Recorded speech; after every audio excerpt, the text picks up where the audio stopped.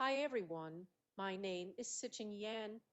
For this presentation, I will be presenting the overview of our work that we've submitted to GENEA Challenge 2022 with the entry ReprGesture. This work has been done under the supervision and support from Prof. Qian Wu from Tsinghua University and the Chinese University of Hong Kong, and Mingli Li and Menken Zhao from Huawei Company. The female voice audio in the presentation is from an for TNE pre-trained model trained on the Ledge speech data T. The fast male voice audio is from a fastpec TNE model trained on Common Voice version 4.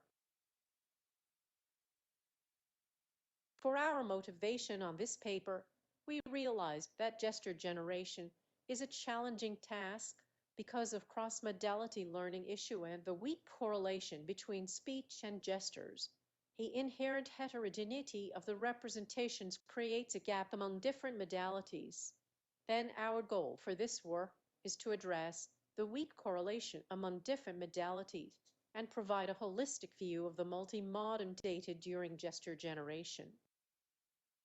In order to achieve the goal, we aim to perform gesture generation by multi-modem representation learning, which ensures comprehensive decoupling of multi-modem data to solve the problem of heterogeneity of different modalities in feature fusion. We projected each modality to two subspaces, modality invariant and modality specific, to get multi-modem representations using domain learning and modality reconstruction. As shown in figure, the architecture of the proposed model consists of 5 modules: feature extraction, modality representation, modality reconstruction, domain learning, and gesture generation. First, use fastix to get the word embeddings. All audio recordings are downsampled to 16x, and features are generated from the pre-trained models of WVM large. Due to the poor quality of hand motion paper, we only use 18 joints corresponding to the upper body without hands or fingers. Position and rotation matrix features are computed as for modality representation. For each modality, we use a linear layer with leaky ReLU activation and layer normalization to map its feature sequence U into a new feature sequence U with their same feature dimension D. Then, we project each sequence U to 2 distinct representations: modality invariant and modulatus ficus.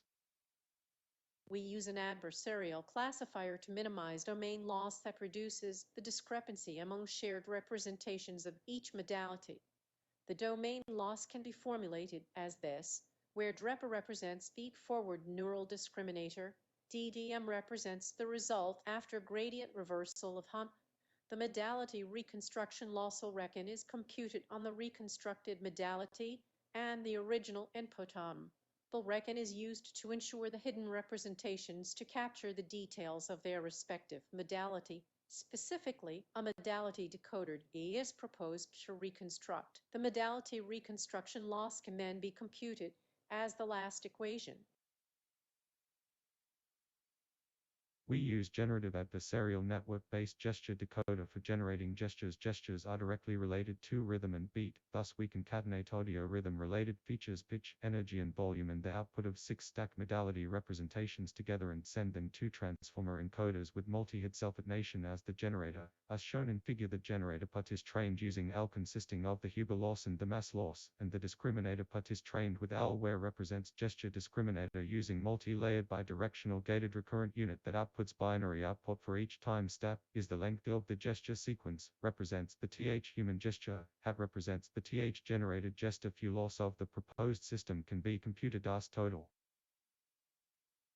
We note that the data in the training, validation, and test sets are extremely imbalanced, so we only use the data from the speaker with identity 1 for training, and we believe that if speech and gesture data are trained on the same person, the gesture behavior would match the speech. The proposed system is trained on training data only, using the ADAM optimizer with a batch size of 120 for 100 steps. There is a warm-up period of 10 epochs in which the AL is not used. During training, each training sample having 100 frames is sampled with a stride of 10 from the valid motion sections. The initial 10 frames are used as seed gesture poses, and the model is trained to generate the remaining 90 poses. All the audio in the dataset was recorded by real people, so now this TNE synthesized speech-ignited action is not very effective.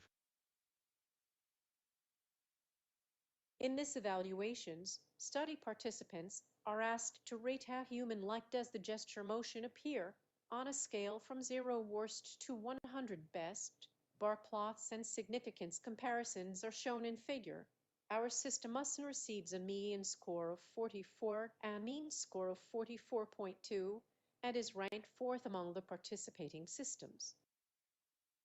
In this evaluation, participants are asked to choose the character on the left, on the right, or indicate that the two are equally well matched. To response, please indicate which character's motion best matches the speech, both in terms of rhythm and intonation and in terms of meaning. Bar plots are shown in figure. Our system often receives a percent match 50.6, which identifies how often participants preferred matched over mismatched motion. In terms of appropriateness, our system is rated 7th in appropriateness among the participants' submissions. It should be noted that the difference of our system to the 5 higher-end systems also is not significant. Furthermore, if we only consider the ratio of matched motion, that is, the blue bar in figure, our system is ranked 50 among the participating systems.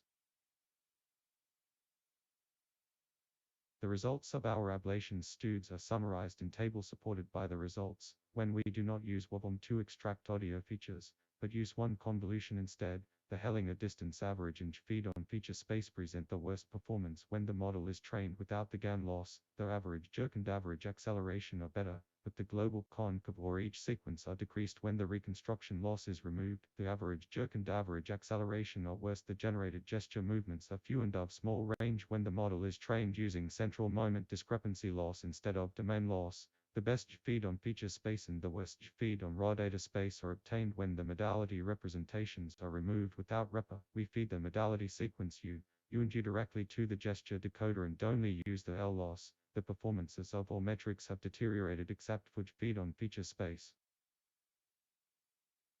This is an example of an ablation experiment. Yeah.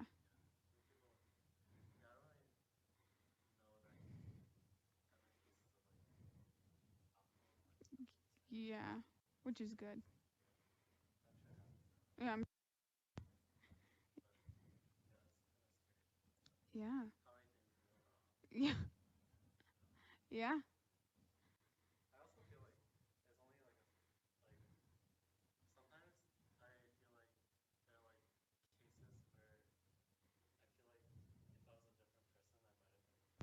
Yeah. Yeah.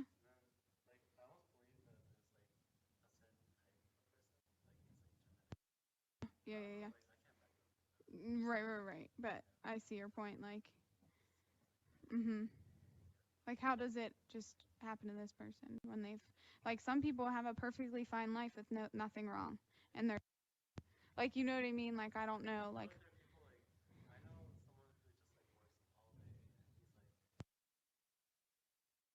For our conclusion, we propose a gesture generation system based on multimodal representation learning, where the considered modalities include text, audio, and gesture. Each modality is projected into two different subspaces, modally invariant and modular aspicus. To learn the commonality among different modalities, an adversarial classifier based on gradient traversal layer is used to capture the features of modular aspicus representations. We adopt a modality reconstruction decoder. The gesture decoder utilizes all representations and audio rhythmic features to generate appropriate gestures. I would love to end our presentation here. Please feel free to reach out to via the emails below or scan the screw code on the bottom right to learn more about our paper and our lab. Thank you for joining our presentation again.